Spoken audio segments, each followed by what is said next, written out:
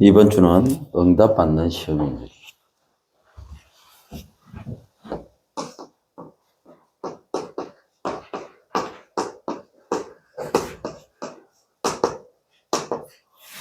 시험은 시험인데 무슨 응답입니까? 이렇게 생각할 수 있는데, 사단이 주는 것은 시험이지만 하나님이 주는 시험은 우리에게 응답입니다.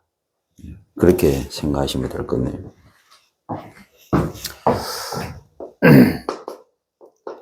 우리가 가야 될 현장을 바꿀 수 있다는 생각 매주 버리셔야 돼요. 거기에는 중요한 의미가 담겨 있는 거죠. 우리 힘으로 할 수 없기 때문에 하나님의 능력으로만 가능하게. 그래서 인정하는 거죠. 인정한다는 말은 하나님이 어떤 분이고 내가 어떤 존재인가를 안다는 겁니다. 이거는 정체성의 문제예요. 어찌 보면 가장 근본이면서 가장 기본적인 거죠. 외람된 말일 수도 있지만 인간 주제에 하나님처럼 살아가는 인생들이 너무 많거든요. 심지어 우리가 복음 속에 들어왔지만 우리 존재가 어떤 존재인가를 망각하고 순간순간 하나님처럼 우리는 생각하고 판단하고 결정하고 행동하고 이 땅에 주님이 재림하시기 전까지는 사단은 존재합니다. 이 사단을 잊어버리는 순간 우리는 하나님 자리에 우리가 가는 겁니다. 그런 의미에서 현장을 생각하셔야 돼요. 절대 바꿀 수 없다. 우리가 가야 될 현장은 사단이 임금이잖아요. 왕처럼. 그리고 모든 불신자들을 노예로 부리고 있는 거거든요. 우리가 가야 될 현장이 그런 현장입니다. 그 현장에서 우리가 싸워야 될 대상은 사단이지 사람이 아니거든요. 문제도 아니고 환경도 아니거든요. 우리에게 찾아오는 갈등, 위기가 아니거든요.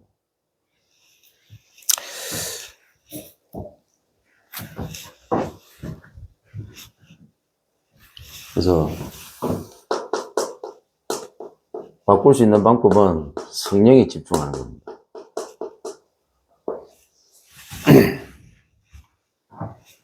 성령에 집중한다는 말이 뭡니까? 좀 전에 설명한 대로 인정하는 거예요. 인간의 한계. 우리가 사단 앞에 얼마나 무능한가. 세상 앞에, 그리고 내 자신 앞에, 또 하나님 앞에서 인정해야 되는 거죠.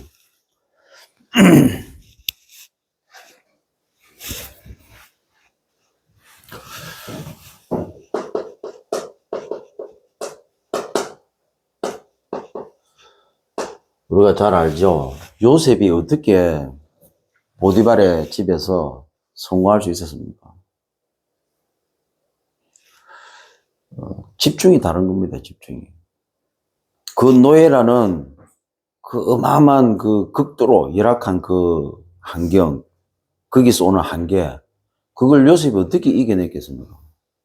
사람의 힘으로 이겨낼 수 있는 게 아니거든요. 사람의 능력으로, 인간의 능력으로 그걸 넘어선다는 것은 결코 쉬운 게 아닙니다.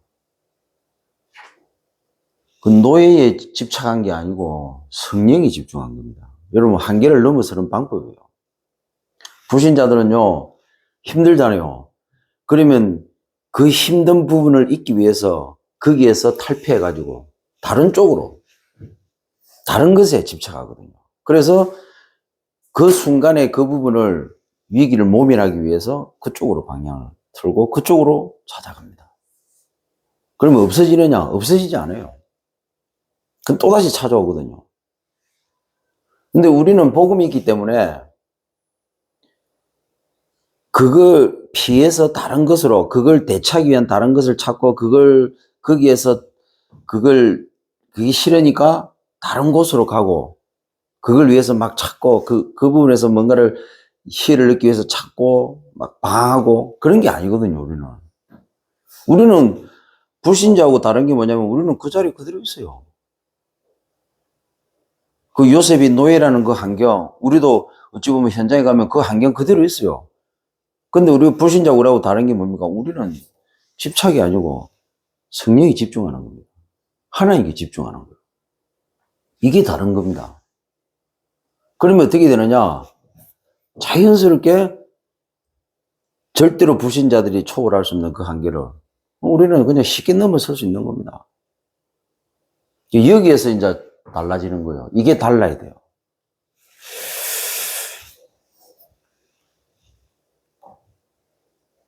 이번 한 주간 많이 힘드셨는 겁니다.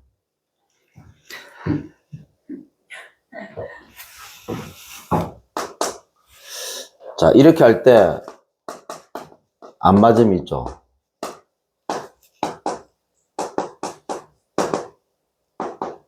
이게 구원 사역의 방향이 되는 겁니다. 이 안 맞음이 이때 전도 사역의 방향이 되는 거죠.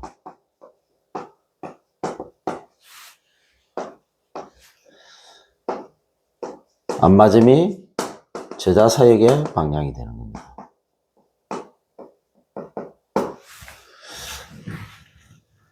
복음 가지고도 사실상 자꾸 뭐 새로운 걸 찾으려고 합니다. 새로운 걸 찾는 게 아니고 내 삶 속에, 내 지금 삶 속에 전부 다 있어요. 세계복음화를 뭐 가서 하는 것도 맞죠. 중요합니다. 근데 세계복음화는 지금 내 삶 속에 다 있어요. 그러니까 복음 붙잡았다고 하고 세계복음화 한다고 하면서도 실제로 그게 왜 안 되지느냐? 내 삶 속에 하나님이 이미 그 할 수 있는 모든 것들을 다 주셨다는 사실, 그리고 주시고 그 부분을 응답받도록 인도해 간다는 사실에 대해서 너무 무감각한 거예요. 그리고 저 아프리카 오지에 완전히 뭡니까? 무슨 부족 국가 그런 데 가서 복음 전하면 그게 세계복음하고 그게 선교고 그게 뭐 되는 줄 알고 있습니다. 맞죠. 틀린 건 아닙니다. 근데 꼭 그렇게 해야만 됩니까? 아니거든요. 그건 특수한 경우입니다. 특수한 경우. 하나님이 우리에게 막 특수한 능력을 발휘해가지고 세계복음 하도록 한 게 아니고 누구나 다 할 수 있는 거예요. 왜 누구나 다 할 수 있느냐? 예수 믿는 순간 각자에게 성령이 임재하기 때문에 그 성령은 능력 있는 사람에게 성령이 내주하며 그 사람에게 막 성령의 능력이 막 극대화되고 그런 게 아닙니다. 똑같은 하나님이에요. 똑같은 하나님. 분여, 동일한 하나님이고 동일한 성령이라고. 이 세계복음화는 구원받은 하나님의 자녀가 하는 게 아니고 구원받은 하나님의 자녀 속에 내주한 성령께서 세계복음화를 구원받은 하나님의 자녀의 삶을 통해서 인생을 통해서 도구로 사용하셔가지고 세계복음화 이루어가시는 거예요. 이 사실을 깨닫기까지 시간이 오래 좀 걸리겠죠. 이게 너무 쉬운 건데 사단은요, 이 너무 쉬운 걸 심어가지고 길들여가지고 끌고 가는 걸로 딱 인간적인 수준으로, 딱 우리 수준으로 만들어가지고 이 부분에서 진짜 응답 못 받도록 만들어버리는 겁니다. 그래서 물론 크고 막 우리가 구체적이고 그림도 그리고 막 이런 것도 있어야 되겠죠. 근데 진짜 중요한 거는 사실은 아주 작은 겁니다. 기본적인 것이었습니다. 여러분 이걸 깨달아버리면요, 여러분 현장에서요 진짜 세계복음화 보입니다. 하나님이 세계복음화의 문을 열어 가신다.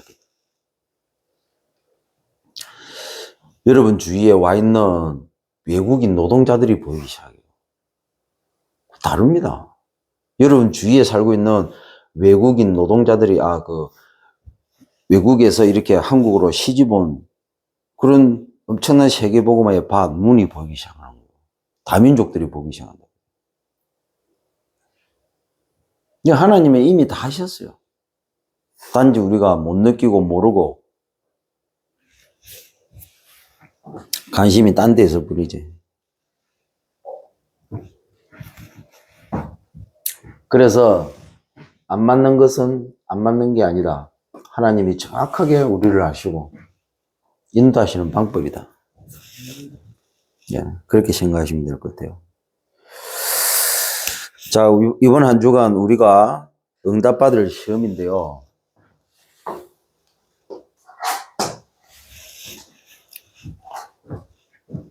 오늘 여러분 1절을 잘 생각하셔야 돼요.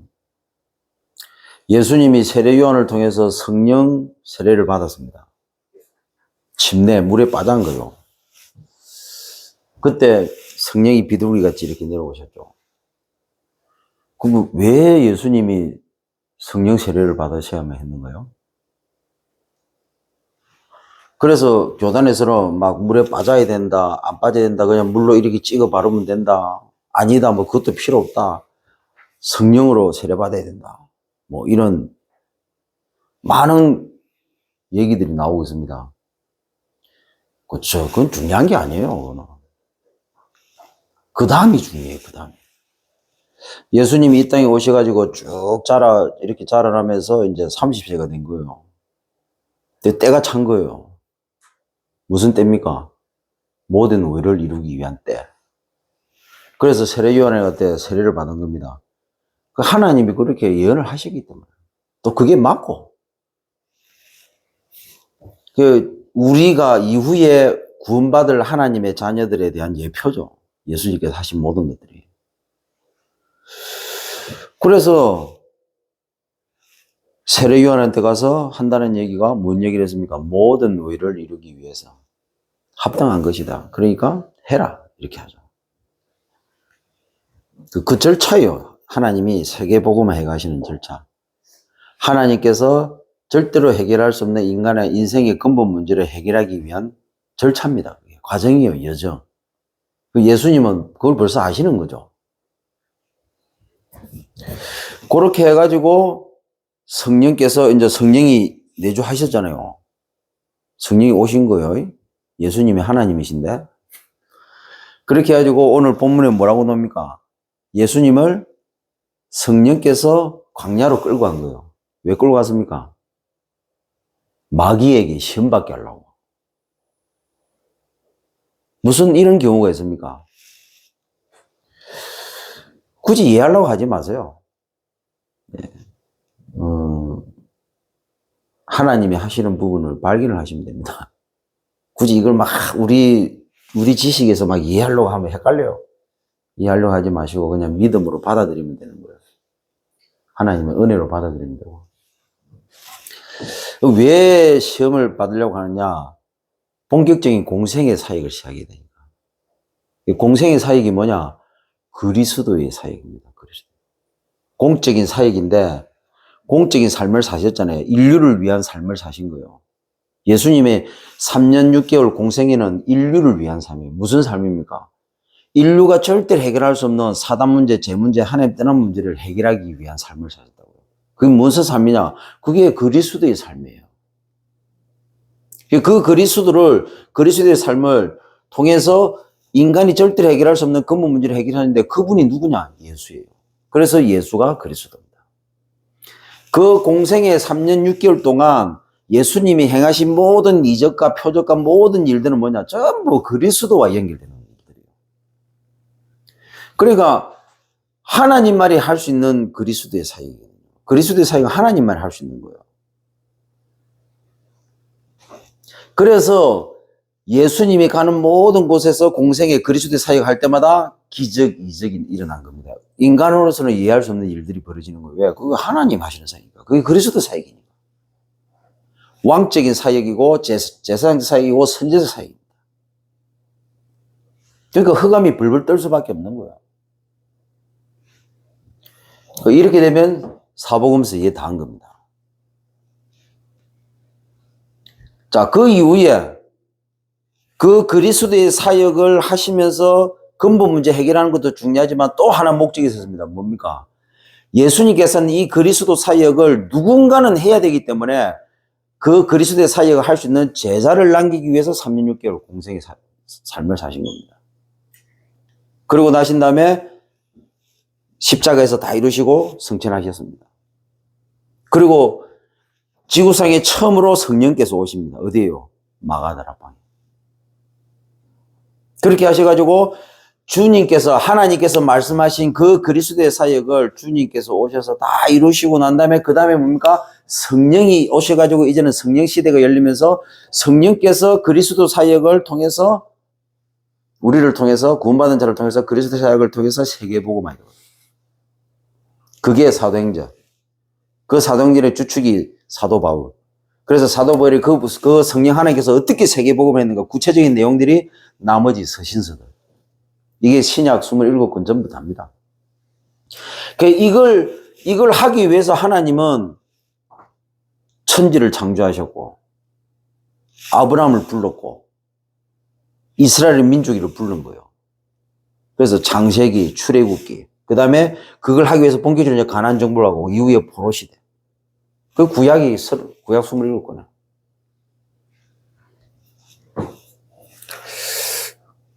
시험 얘기하다가 왜 갑자기 성경 66권 얘기를 지금 포인트를 중요하게 얘기하고 있는 겁니다. 성령에 대한 부분을 얘기하고 있는 거예요. 성령에 대한 부분. 잘 아실란가 모르겠네. 네. 성도들이 이런 부분을 정확하게 알아야 됩니다. 성부, 성자, 성령, 삼위일체. 그 유무사의 메시지에 나오잖아요. 가장 기본이에요, 기본. 성삼위 하나님, 비밀. 이번 연도에 본부 원단에서부터 시작된 보좌. 이게 아주 중요한 것들이거든요. 성삼위 하나님이라면 성삼위 하나님 뭔지도 몰라. 알지, 지식으로는. 하나님, 예수님, 성령님. 이건 말하는 게 아니거든요. 하나님께서 예수로 오셔가지고 그리스도의 사역을 통해서 전부 끝냈습니다. 그리고 이 예수님께서 다시 성령으로 오시는 거예요.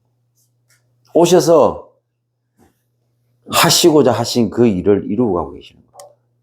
이게 뭔 말인가를 알아들어야 이때부터 내가 누군가가 이해되는 거예요. 이때부터 단순히 구원받은 하나님의 자녀가 아니라 이때부터는 전도자의 삶이 시작되는 거예요. 이때부터는 진짜 전도자의 삶 자체 전도가 아니고 세계복음화가 시작되는 겁니다. 이 근본적인 걸 이해를 못하면 그 다음 진행이 될 수가 없어요. 그렇게 합니다. 전도 잘 하다가 사역 잘 하다가 저분 믿음 좋다가 왜 갑자기 저리 돼버리지? 그분이 원래 막 능력이 있고 막 전도 그게 아니에요. 성부, 성자, 성령, 삼위일체 이 구원의 비밀과 이걸 통해서 하시거나 진짜 전도의 비밀, 세계복음의 비밀 이걸 처음부터 몰랐기 때문에 그렇게 하는 거예요. 더 쉽게 말하면 성령이 인도받은 게 아니고 지가 한 거예요. 지가 주인 돼가지고 하나님처럼 까불다가 얻어 터진 거예요. 그게. 뭘 하지? 지속이 안 된다. 지속 안 돼. 내가 주인 되니까 지속이 안 되는 거예요. 진짜 성령 하나님께 집중해 보세요. 지속이 되는지 안 되는지. 요셉이 노예에서 어떻게 지속했습니까? 요셉은 노예에 집착한 게 아니고 하나님께 집중했다 그래도 성령 인도받는 데 집중했다 그래요. 이게 방법입니다. 일심전심 지속해라가 아니고 일심전심 지속이 되어질 수밖에 없는 거예요. 일심전심 지속이 되어져야 되는 겁니다. 언제 일심전심 지속이 안 됩니까? 내가 주인 돼가지고 내가 모든 것을 생각하고 판단하고 결정하고 행동하고 선택할 때 절대로 지속할 수 없습니다. 성령 내 안에 예수 믿을 때 예수를 그리스도로 믿고 영접할 때 왜 내 안에 성령께서 오셨는가를 아셔야 돼요. 그 성령께서 나를 세계복음화도록 인도하시기 위해서. 그래서 하나님의 자녀라는 어마어마한 신분과 권세를 믿는 순간 주어지는 겁니다. 그게 무슨 신분과 권세냐? 그리스도의 사역을 할 사람에게. 이게 그리스도라는 이 단어를 그냥 단순하게 생각하는 분들이 너무 많아요. 이게 어마어마한 단어인데 저도 사실은 잘 몰랐어요. 어느 날 알았습니다. 어느 날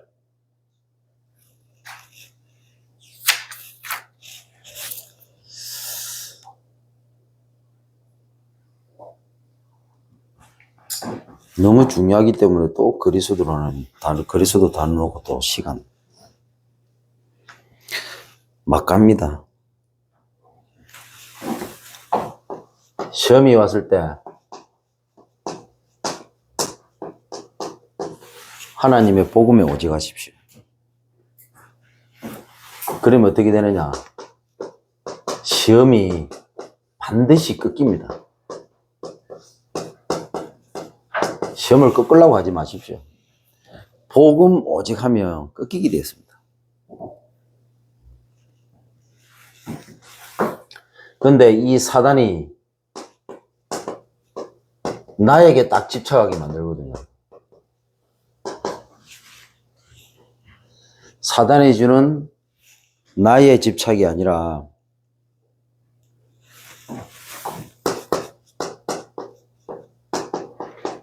우리는 구원에 집중하는 겁니다.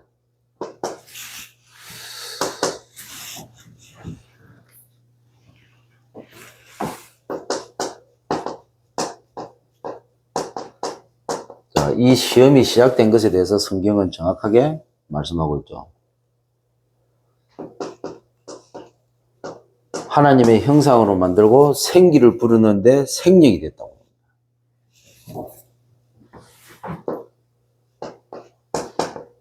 근데 영을 떠나버렸어요. 사단에게 쏘갔어요. 이때부터 시험의 연속이죠. 지옥이 시작된 겁니다.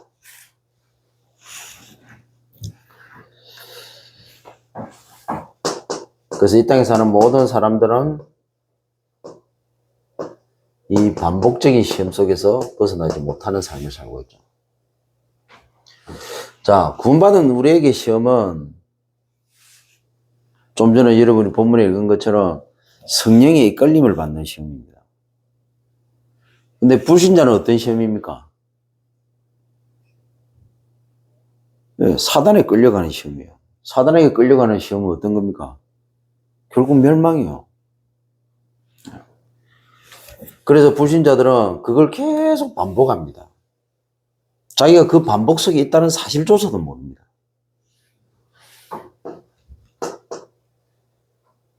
자, 이걸 사단이 심은 겁니다.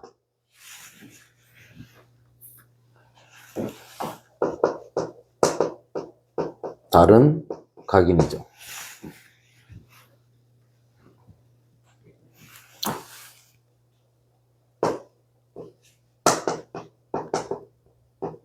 이게 사단이 만든 틀로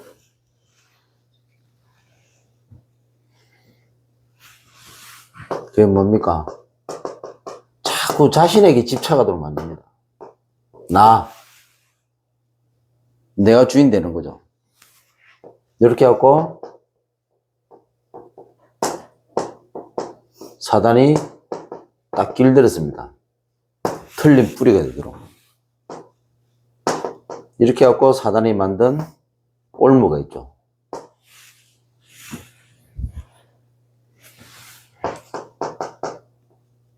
우상에 자꾸 집착하도록 만들죠. 영어로 아이돌. 우리 랩런트들이 좋아하는 아이돌. 우상이에요, 우상. 나의 우상이다. 뭐. 손흥민 선수는 축구하는 랩런트 손흥민 선수는 나의 우상이 되죠. 그게 완전히 사단이 길들인 거예요. 이렇게 해갖고 결국에는 사단이 목적하는 바가 있습니다. 끌고 가는 거예요. 심어가지고 길들여가지고 어디로요? 끌고 가는 게 사단의 목적입니다.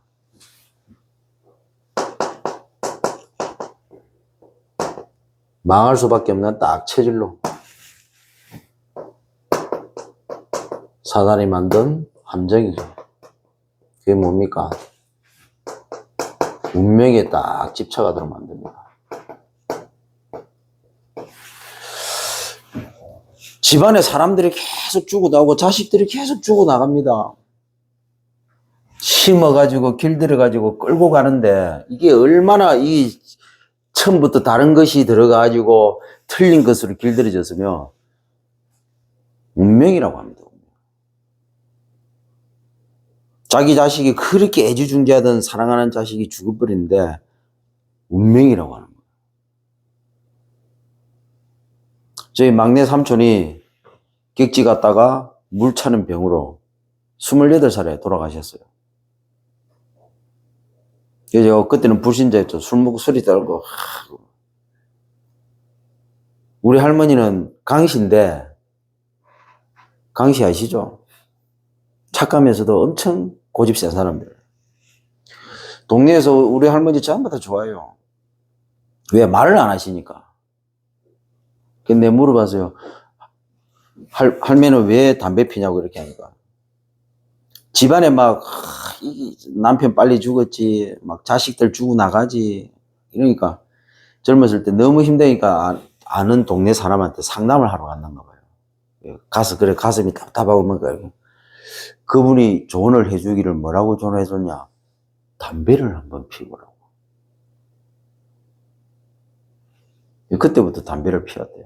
담배 피니까 좀 답답하고 깜깜한 게 나아지더래. 이게 뭔 말이냐? 이게 불신자들 방법이라고요. 설마 여러분들 세상에 나와가지고 내가 지금 인생이 너무 답답하고 깝깝한데 불신자한테 똑똑하고 막 뭐 있어 보이는 사람한테 예? 전부 골프웨어를 입고 그 다음에 뭐 저 S클래스 차 타고 다니고 그 다음에 뭐 집도 뭐 몇 개 가지고 있고 땅도 뭐 있고 뭐 서울에 뭐 집도 몇 채 있고 이런 사람들 가지고 요새 돈이 잘 안 벌리는데 어떻게 하면 되겠습니까? 야, 이런 거 하지 마세요.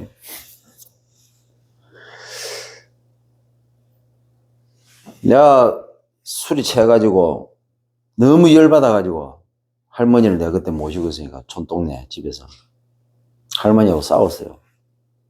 자극을 건드려서 20살 넘어가니까 우리 할머니, 내가 볼 때 우리 할머니는 전혀 문제 없는 사람 같아요. 집안에 풍파가 너무 이렇게 하는데도 전혀 흔들림이 없어 보이니까 담배만 뽀꼼 뽀꼼 피우는 거예요. 그러고 남이 뭐 해도 절대로 말 안 해. 하도 막 그렇게 하니까 한마디 딱 하시더라고요. 그 고함 지르면서 얘기하더라고요. 그럼 뭐 짝인데, 운명인데. 딱 한마디 했어요.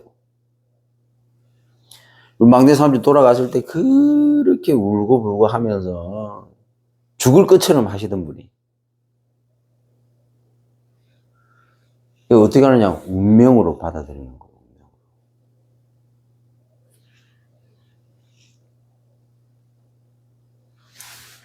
다른 걸 심어가지고 틀린 것으로 길들여가지고 아예 끌고 가버린다. 모릅니다. 어떻게 받아들이냐? 운명이다. 그 어마어마한 고통을 받으면서도 운명이다. 심지어 목매다고 자살하면서도 그 직전까지도 운명이다. 아, 나는 죽어야 될 운명인 것 같다. 이런 사람들이 주위에 많습니다. 그래서 뭐라고요? 안 맞는 게 아니고, 여러분, 우리는 안 맞다고 생각합니다. 지금 우리 주위에는 그 사람들이 지금 안 맞고, 내가 안 맞다고 하는 그 사람들이 지금 이 가운데서 지금 고민하고 갈등하고 있는데, 우리는 전혀 모른 채, 저 인간 성격이 왜 저리 지랄겠노? 이랍니다. 내하고 너무 안 맞다. 미안하지만, 이 가운데 있는 한계 만난 인생을 하나님 내게 붙인 거예요. 겉모습 보고 절대로 판단하면 안 됩니다. 기다려야 됩니다. 언젠가는 고백하게 돼 있어요. 그래서 우리는 그게 세계복음하니까 손해보세요. 손해봐도 괜찮아요. 양보해도 괜찮습니다. 우리의 목적은 다른 데 있기 때문에. 예, 그것 때문에 그렇게 하는 거예요. 그것 때문에. 안 그러면 불신자한테 왜 우리가 손해보고 당하고 왜 양보하고 왜 이렇게 해줍니까? 그럴 이유가 없죠.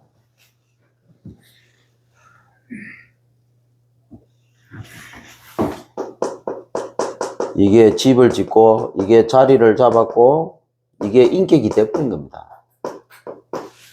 그러니까 한번 보세요. 운명인데 어쩌갈 거고 이러는데 맞는 말이에요. 여기서 온갖 저주와 재앙과 고통과 멸망 심각한 영적 문제, 정신 문제, 육신 문제로 시달릴 수밖에 없죠. 그래서 선행, 종교, 철학, 과학으로 몸부림치는 겁니다. 될 수가 없어. 집착이고 중독이고 방황하다가 어느 날 타락해버립니다. 인생 어느 시점에서 질병이 찾아옵니다. 죽음을 맞이하게 되겠죠. 영원한 지옥입니다. 당시대에 끝나는 게 아니고 후손에게 그대로. 그래서 우리는 시험이 응답입니다. 불신자에게는 반복 속에서 엄청난 고통이지만 우리는 응답이다. 그래서 창세기 4장 15절 시험 당했을 때 하나님은 답부터 주신 겁니다.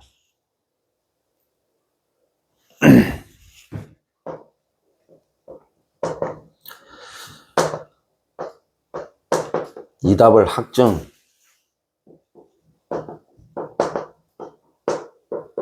확실하게 다 이룬 겁니다. 끝.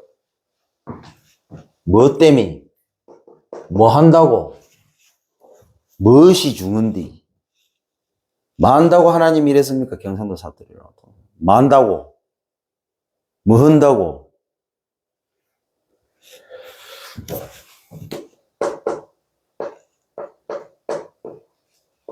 시험 당하는 인생 살릴 주인공으로.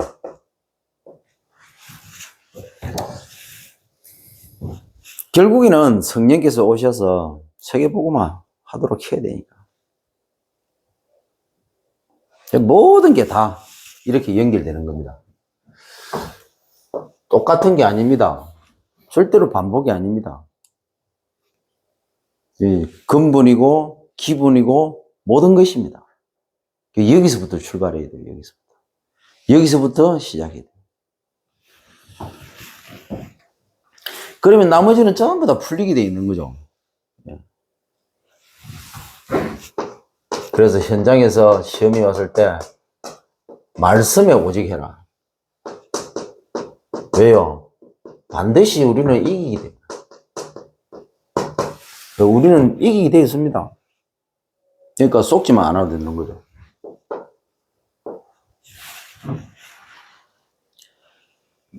사단이 주는 이 삶의 집착.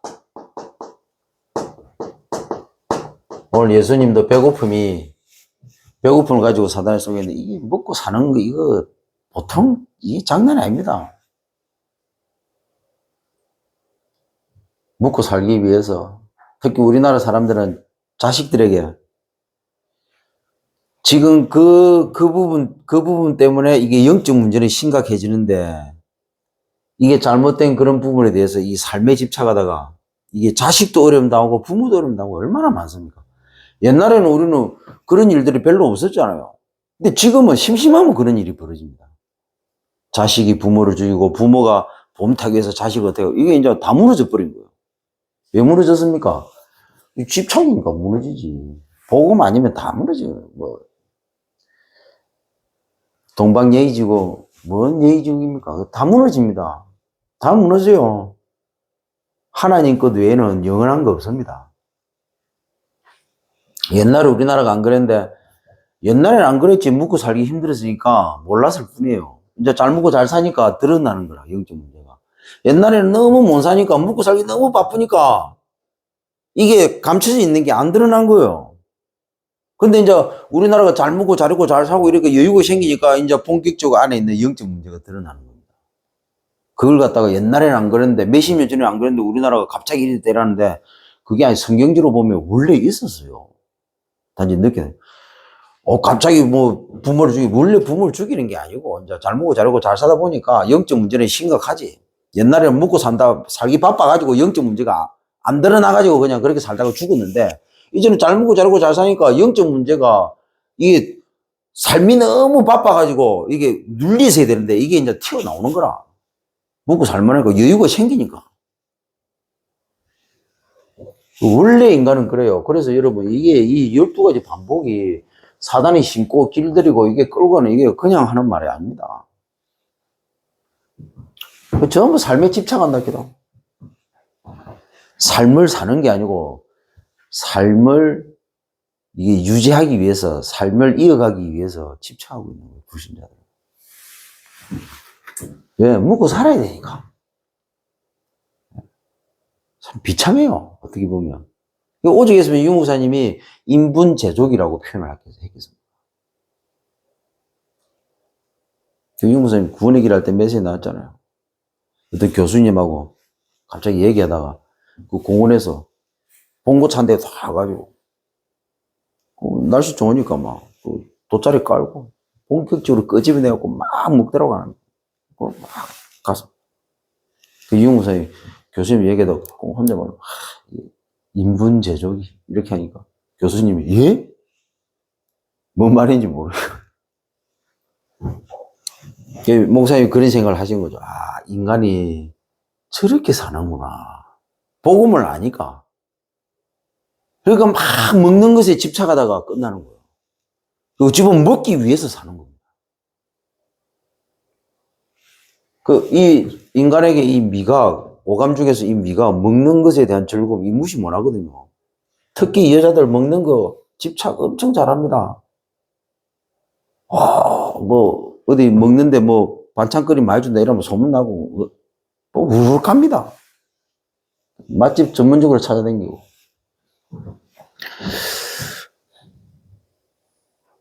이 메시지를 듣는 모든 여자분들은 이번 주에는 금식하세요. 다 금식 좀 하고. 오랜만에 성령에 집중 좀 하고. 응? 세계복음화 때문에 눈물도 좀 흘리고. 그 맛집 가가지고 먹으면서 뭐합니까? 막 입틀어요. 그 복음도 없고 세계복음도 없어져.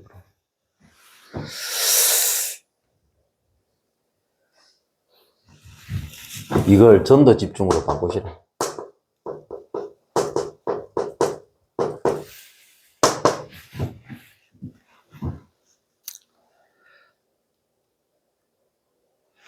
오늘 보니까 이 사단은요, 이 육신적인 배고파.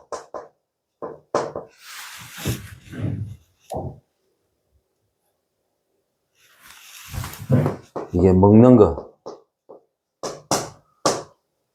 그리고 이게 특히 돈에 집착하게 만들죠. 이게 원식주인데, 결국은 물질하고 관계되는 거거든.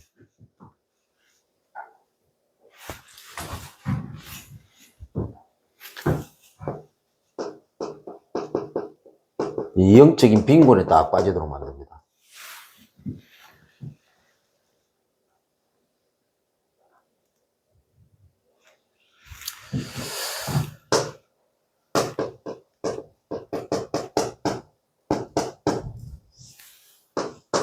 딱 정확하게 말씀 놓치게 만듭니다. 그래 예수님께서 뭐라고요? 하나님의 말씀을 사람이 떡으로만 살 것이 아니요 하나님의 말씀으로. 여러분 내가 떡으로만 살 것이 아니고 하나님의 말씀으로 살아야 된다. 이게 이해가 안 되잖아요. 그러면 떡이 없으면 말씀이 내게 안 먹히도록 떡이 없으니까 말씀 생각 자체를 안 해. 왜? 지금 당장 떡을 먹어야 되니까. 삶을 이어가야 되잖아요. 그러려면 뭐 해야 됩니까? 먹어야 돼. 살아야 돼. 그 불신자들은요, 사는 것에 억수로 집착합니다. 이 사는 것의 첫 번째가 뭐냐? 먹는 거예요.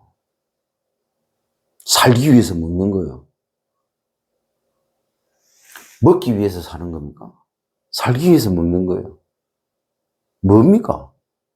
하여튼 불신자는 여기 집착한다. 왜?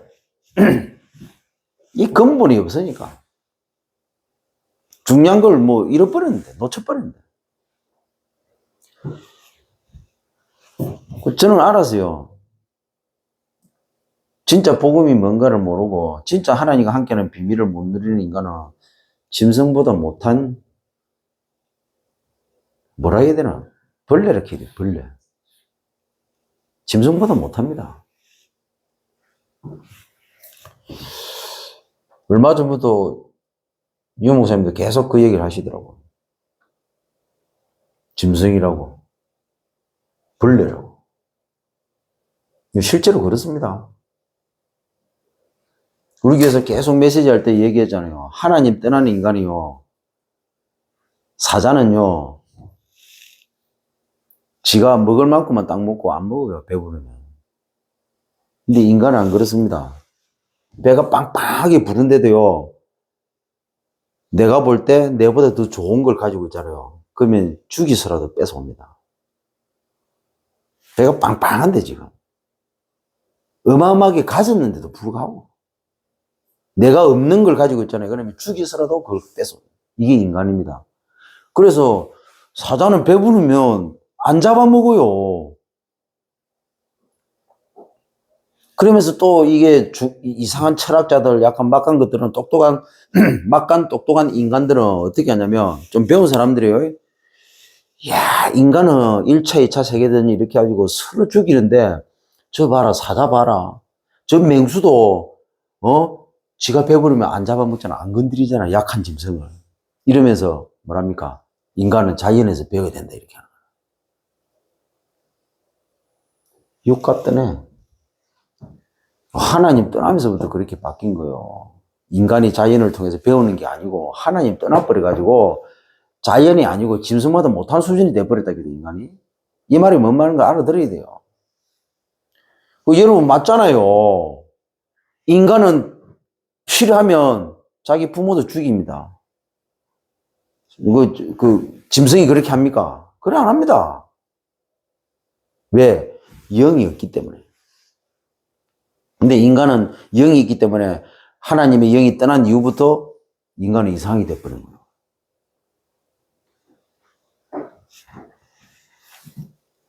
군대 가지고 총으로 갈겨갖고 선임들을 다 죽이는 게 아닙니다. 이상이 돼버린 거예요. 그러면 인간은 짐승보다도 더 못한 짓을 한다. 자기 스스로 지옥을 만드는 겁니다. 이게 인간이에요. 자기도 모르게 자기 스스로 지옥을 선택을 하는 겁니다. 이게 인간입니다. 여러분 현장 가지고 이 말이 뭔 말인 걸 이해를 못 하잖아요. 그러면 여러분들은 스스로 지옥을 선택하는 겁니다. 스스로. 내가 지옥을 선택하고 내가 지옥을 만드는 거예요. 하나님은 우리에게 어마어마한 걸 주셨는데 우리는 그걸 지옥으로 만들어버려요. 너무 심한가? 사모님 표현이 너무 이게 극단적인 거요?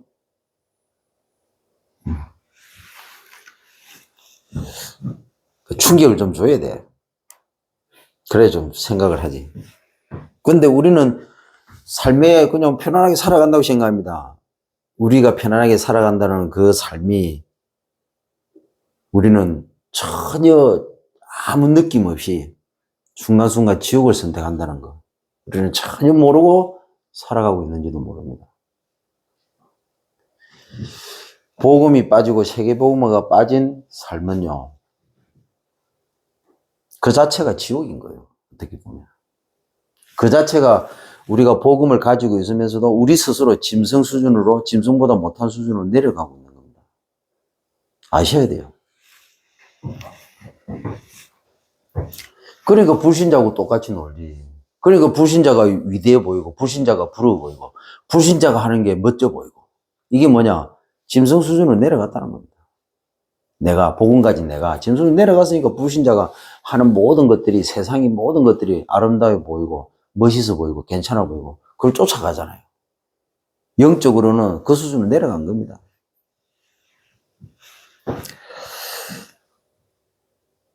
아, 저게 지금 발악을 하고 있구나 이렇게 보여야 되는데 지금 저게 완전히 그냥 지옥을 들어가기 위해서 몸부림치고 있구나 이렇게 봐야 되는데 그래서 저희 영혼에게 복음을 전하고 시간표가 되면 저희 영혼이 복음 전해서 구원받도록 해야 되겠구나 이렇게 보여야 되는데 너무 안타깝고 너무 기도가 나와야 되는데 그 영혼을 두고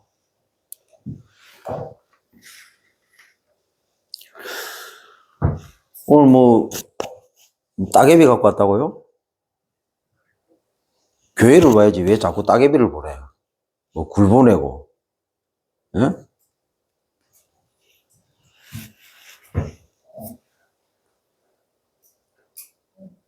따개비가 이거 뭡니까?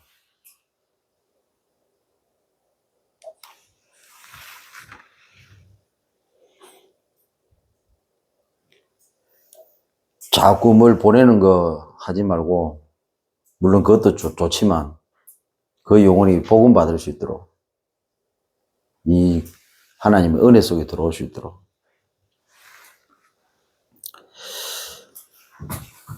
인간적 배고픔입니다.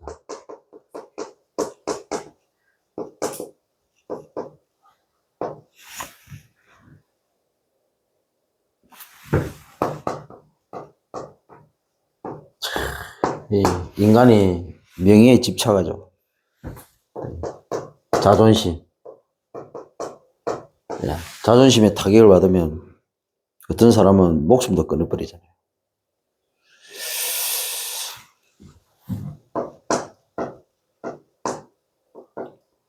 영적 자만이죠.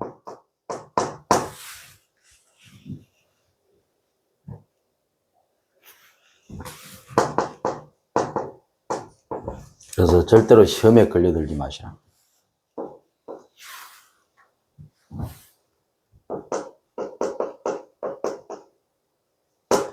세상적인 배고픔입니다.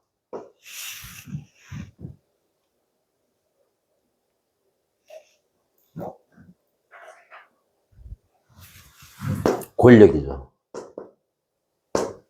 네. 성공 집착. 저 봐라. 나를 경배하면 모든 거 다 되겠다. 영적 교만에 빠지게 합니다. 그래서 경배 대상을 바꿔버리죠. 하나님을 선택하지 않으면 우리는 세상을 육신적이고 인간적이고 세상적인 걸 선택할 수밖에 없습니다. 그 말은 뭡니까? 육신적인 것을 섬기고 인간적인 걸 섬기고 세상적인 걸 섬기고 쉽게 말하면 사단을 선택한 겁니다. 사단을 경배하겠다고 하는 거예요. 사단을 따라가겠다고 마음먹은 겁니다. 그러면 도대체 이 육신적인 거, 인간적인 세상적인 거 안 하고 뭐 하란 말인데? 그렇게 생각할 수 있습니다. 육신적이고 인간적이고 세상적인 거는 딱 하나 때문에 필요할 뿐입니다. 세계 복음화 때문에. 그 위에는 필요 있을 이유가 없어요. 왜? 나머지는 일용할 양식 하나님께서 주신다고 하셨습니다. 아시겠습니까? 진짜 세계복음화 할 사람은 일용할 양식만 있으면 돼요. 나머지는 세계복음화 때문에 필요한 거예요. 여러분 이걸 구분을 잘해야 됩니다.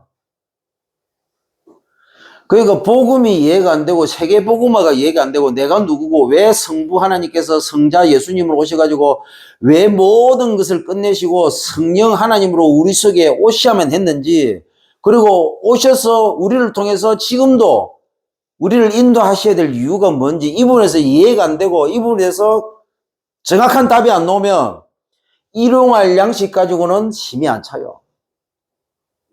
그 말은 복음이 이해가 안 되고 세계복음은 답이 안 났기 때문에, 내가 누군가를 모르기 때문에, 하나님이 나를 통해서 하시고자 하는 목적이 뭔지 아직까지도 언약으로 붙잡아지지 않았기 때문에 육신적인 것, 인간적인 것, 세상적인 것이 눈에 들어오는 거예요. 그 답이 났다.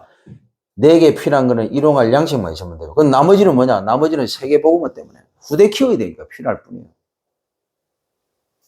그래서 진짜 이 답이 나온 사람은 내가 살아가는 동안 삶에 집착하는 게 아니고 삶에 집중합니다. 왜? 삶을 진짜 제대로 사는 거예요. 그래서 하나님이 주시는 그 응답 가지고 진짜 세계복음화를 후대 키우는데 모든 거 올인하는 겁니다.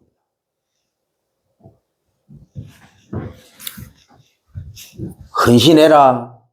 저는 쪽팔려서 그런 말 안 합니다. 이 답이 나오면 헌신하지 말아야 해도 알아서 합니다. 그리고 하나님이 딱 응답을 주시잖아요. 그러면 내가 언약을 붙잡고 하니까 하나님이 내게 헌신할 기회를 주시는구나. 헌신하라고. 이렇게 깨달아져야 되는 거예요. 성전 건축하는데 성전 건축에서 성전 건축 단어 자체도 끄집어내면 안 돼요. 성도들이 진짜 이걸 깨닫고 진짜 제대로 방향 가다 보면요, 성전 건축에 될 때가 오는 것이고, 성경을 떼보면 알아서 다 하게 되어 있습니다. 뭐 성전 건축 때문에 뭐 어떻게 됐다고 그럴 이유가 하나도 없어요. 머리 쓸 이유가 없다고요. 237 나라 살려야 되는데 5천 종족 뭐 해야 되는데 가야 됩니까 말아야 됩니까? 그럴 필요가 없어요. 이 부분이 이해돼 버리면 237이라는 단어, 5천이라는 단어가 이해가 돼 버린다 해도. 진짜 복음이 이해 안 되고 진짜 세계 복음에 될 이유가 안 놓은 사람이 237, 5천족 얘기하는 거예요. 이해돼 보세요. 237이 그냥 237 떠들지도 않습니다. 237을 가슴에 딱 담지. 5천 종족 말 안 합니다. 5천 종족이 이미 내 마음속에 들어와 버려요.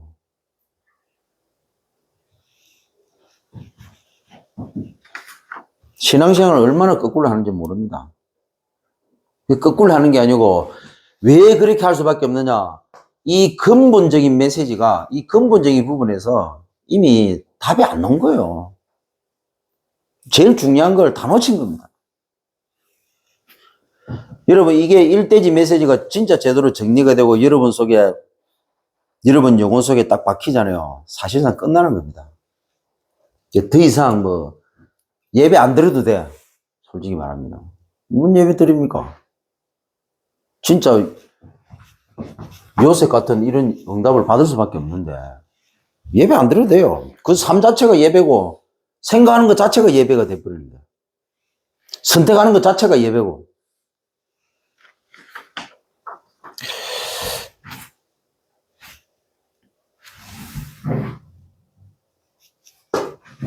하나님의 언약에 오직 해야 됩니다.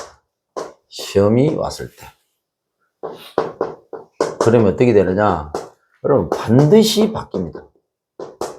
시험이 아니라 시험이 바뀌게 돼 있어요.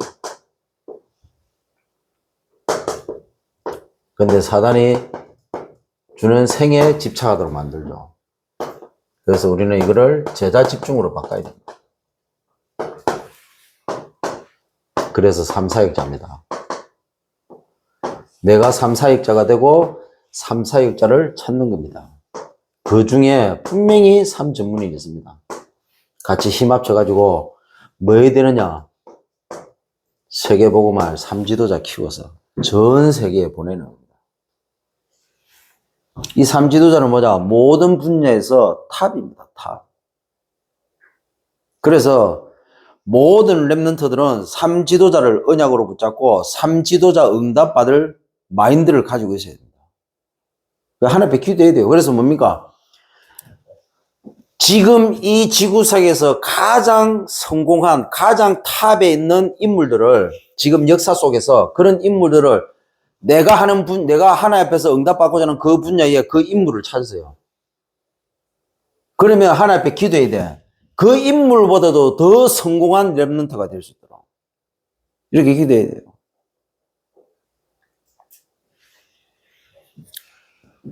판사다. 지금까지 가장 훌륭하고 유명한 역사 속의 판사가 누구였는가? 나는 그 판사보다 더 위에 가겠다. 이렇게 해야만 세계복음화입니다. 이런 랩런트들을 우리가 키워야 돼요. 빌 게이츠를 나는 능가하겠다. 이런 랩런트가 놓을 수 있도록 모든 부분에서 발판, 후원해가지고 그런 랩런트를 키워낼 수 있는, 그래야만 세계복음화 됩니다. 교회가 그거 해야 돼요. 교회가 그거. 그래서 교회가 첫 번째로 중직자들이, 교회에 있는 모든 중직자들이 첫 번째로 해야 될 게 뭐냐? 반드시 산업에 응답받아야 됩니다. 돈 못 버는 중직자는 좀 독한 말이고 이게 무식한 말일 수 있는데 빨리 천국 가세요 그냥. 그게 하나님한테 훨씬 도움됩니다. 중직자 진짜 언약 붙잡고요. 도전하셔가지고 산업에 응답 받으셔야 됩니다. 그래서 랩런트 키우세요. 진짜 그거 하다가 가세요. 다른 거 할 시간 없습니다.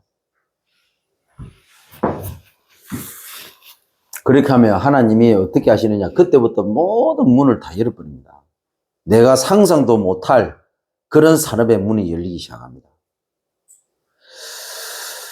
그래서 저는 그렇게 생각해요. 목사는 담임 목사다. 누구보다도 중직자를 산업인으로 키울 수 있는 정확한 메시지와 전략 다 있어야 돼요. 목사가 산업에 대해서 모른다. 목사가 산업인을 키울 수 없다. 중직자 산업인을 키워낼 수가 없는 수준이다. 그러면 목사 그만두세요. 차라리 그게 낫습니다. 왜? 밥 먹고 살기 위해서 목회해요. 진짜입니다.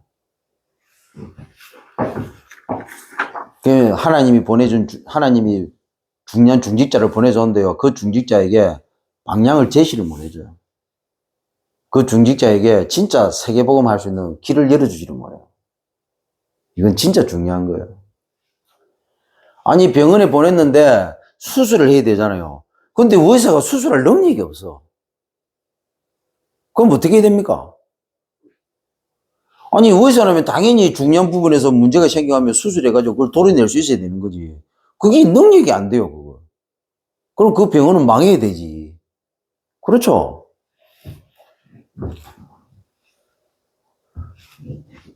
진짜 목사는 세계복음화 할 목사일 거면 중직자 산업인을 키워낼 수 있는 준비가 돼 있어야 됩니다. 그래서 제일 중요한 게 전문인입니다. 사역자가 전문인을 찾는데 모든 걸 오려내야 됩니다. 왜 전문이 왜 타느냐? 이 전문인들이 전부 돈입니다. 쉽게 설명하기 전부 돈이에요. 돈 잘 버는 사람들 누굽니까? 전부 전문인들이 돈 잘 벌어요. 같은 빵가게를 하는데요. 전문인이 하는 빵가게는요. 매출이 더 많아요. 같은 의사인데도요. 진짜 전문인 의사가 돈 더 많이 번다 해도 사람 더 많이 살려요. 무슨 말인지 아시겠습니까? 그래서 이 전문인을 찾아야만 돈이 돼요. 이 돈이 돼야만 우리 렘넌트들을 키울 수 있다 해도. 그 렘넌트 키워야만 하나님이 세계복음의 본격적인 문을 여는 겁니다. 이걸 누가 잘한다고요? 유목사님 메시지 때 늘 나오잖아요. 이걸 3단체가 제일 잘한다고요. 그 인재도 다 빼간다고. 제일 안 하는 데가 어디라고요? 절에 있는 땡중들도 다 하는데, 예? 교회만 안 해요, 교회만. 교회는 뭡니까? 장로, 목사, 뭐 성도끼리, 장로끼리, 중재들이 서로 찌지고 뽑고 싸우고 시기 질투하고 그거 하고 앉아있지. 진짜 중요한 거 해야 될 거 안 한다고요. 뭐 자리 생각을 하고 앉아있지. 안 합니다.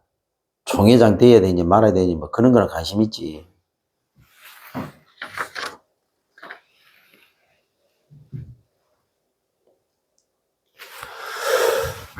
그래서 결론은 내 안의 시험.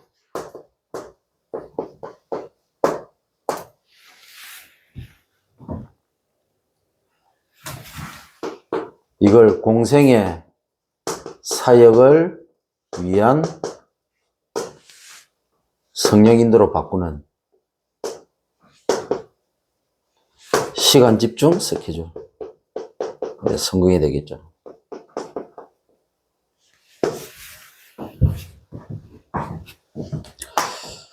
기도하겠습니다. 하나님, 한 주간도 시험 때문에 복음 오직, 말씀 오직, 언약 오직 하되 반드시 꺾인다, 이긴다, 바뀐다는 확신 가지고 육신적 배고픔, 인간적 배고픔, 세상적 배고픔, 돈, 자존심, 성공, 집착하다, 고통 가운데 반복당한 인생 살리는 성경적 다락방 전도운동 실천하는 전도자의 삶을 살도록 성령께서 인도해 주옵소서. 예수 그리스도로 기도드립니다. 아멘.